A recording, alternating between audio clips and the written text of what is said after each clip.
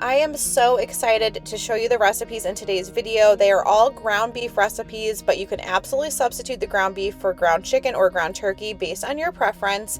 But I'm excited because they were all very quick and easy to make, used very minimal ingredients, and are extremely budget friendly. The first recipe is for this buffalo meatloaf. So if you love buffalo sauce and you like meatloaf, you have to try this recipe. It is so delicious. I'm just going to start out by dicing up half of an onion into a small fine dice. You just want smaller pieces so that way you don't have huge chunks running throughout your meatloaf.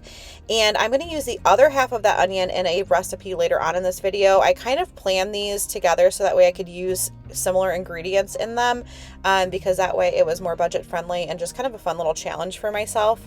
But then into a bowl, I'm going to beat up an egg, and then add some panko breadcrumbs along with whatever your favorite buffalo sauce is. I'm using the Sweet Baby Ray's, and then I'm going to add in that diced onion. Give it a good stir, and then you do want to season this with some dried oregano and some black pepper, but you can definitely adjust the seasonings to your taste preference. I will have all of these recipes linked down in my description box below, so if you want exact measurements, just check down there. You will see the link to each of them. And also, while you're down there, if you've not done so already, please make sure that you subscribe and join my YouTube family. I would love to have you here. I have all sorts of recipe content, and then I'm also adding in some more like home decor and cleaning inspiration, cleaning hacks kind of videos as well. But then you're going to add in your ground beef. Just mix that together just until it's well combined. You don't want to overwork your ground beef.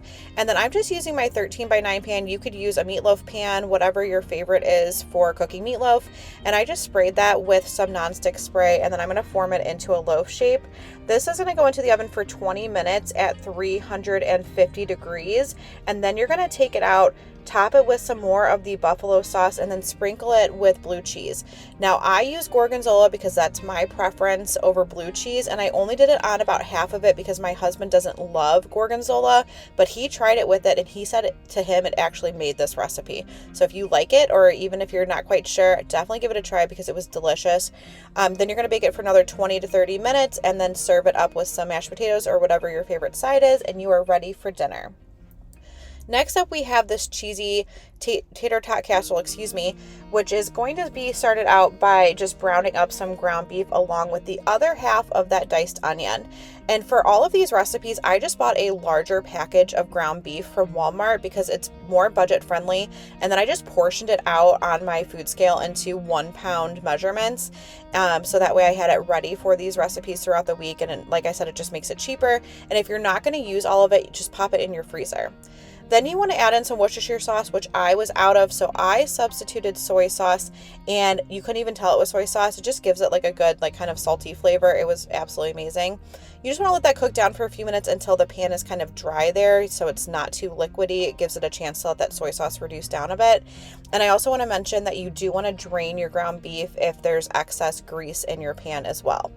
So then you're just going to put that into your 13x9 baking sheet, and this looked a little bit thin to me. I think you can get away with doing like an 11x7 as well, but it definitely did work in the 13x9, but it is a thinner layer of ground beef, so that's kind of just based on your personal preference.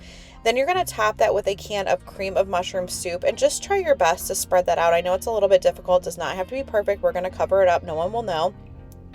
And then I used a can of green beans that I drained and rinsed, put that on top, and then topped it with some cheddar cheese.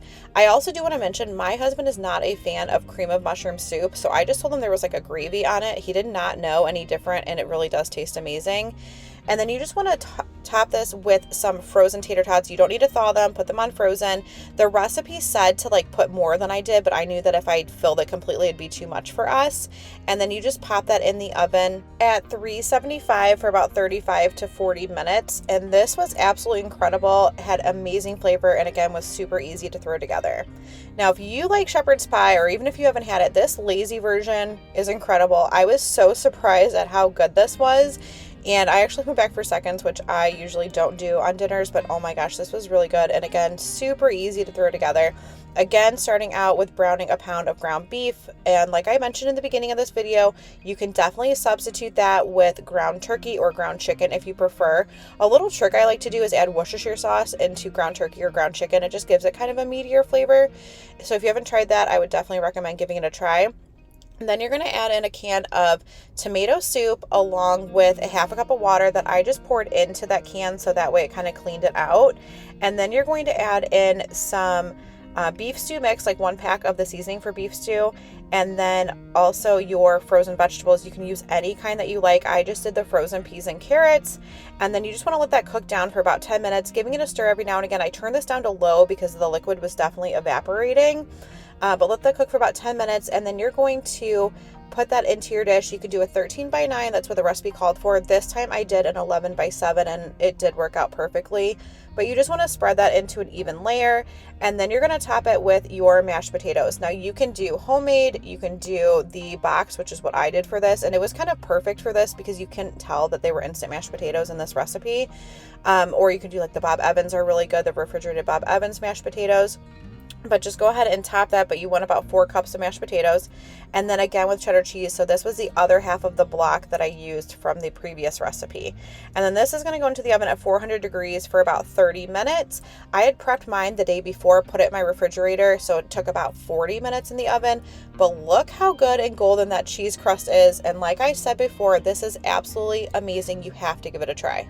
I really hope that you enjoyed seeing these recipes today, and I appreciate you joining me in my kitchen. Make sure you subscribe if you haven't done so already, and join my YouTube family, and I will see you in the next video.